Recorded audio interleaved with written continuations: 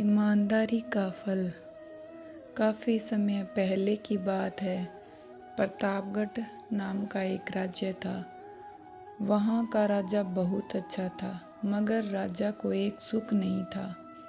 वह यह कि उसके कोई भी संतान नहीं थी और वह चाहता था कि अब वह राज्य के अंदर किसी योग्य बच्चे को गोद ले ताकि वह उसका उत्तराधिकारी बन सके, आगे की बागडोर को सुचारू रूप से चला सके।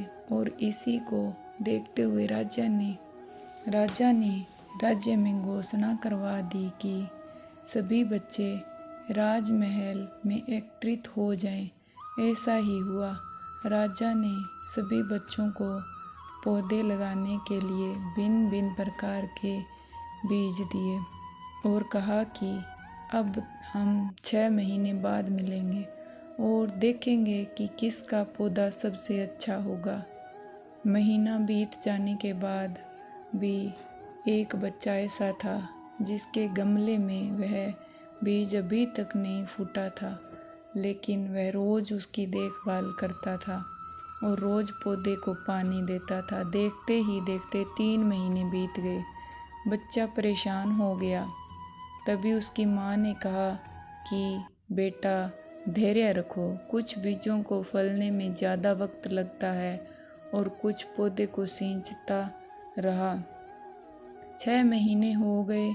राजा के पास जाने का समय आ चुका था, लेकिन वह डरा हुआ था कि सभी बच्चों के गमले में तो पौधे होंगे और उसका गमला खाली होगा। लेकिन वह बच्चा ईमानदार था और सारे बच्चे राजमहल में आ चुके थे।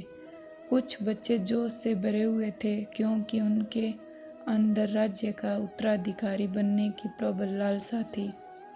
अब राजा ने आदेश दिया, सभी बच्चे अपने अपने गमले दिखाने लगे, मगर एक बच्चा सहमा हुआ था क्योंकि उसका गमला खाली था। तभी राजा की नज़र उस गमले पर गई। उसने पूछा, तुम्हारा गमला तो खाली है? तो उसने कहा, लेकिन मैंने इस गमले की 6 महीने तक देखभाल की है। राजा उसकी ईमानदारी से खुश था कि उसका गमला खाली है, फिर भी वह हिम्मत करके यहाँ आ तो गया। सभी बच्चों की गमले देखने के बाद राजा ने उस बच्चे को सभी के सामने बुलाया। बच्चा सहम गया और राजा ने वह गमला सभी को दिखाया। सभी बच्चे जोर से हंसने लगे। राजा ने कहा, शांत हो जाइए, इतना खुश मत होइए। आप सभी के पास जो पौधे हैं वो सब बंजर हैं। आप चाहे कितनी भी मेहनत कर लें, उनसे कुछ नहीं निकलेगा। लेकिन असली बीज यही था।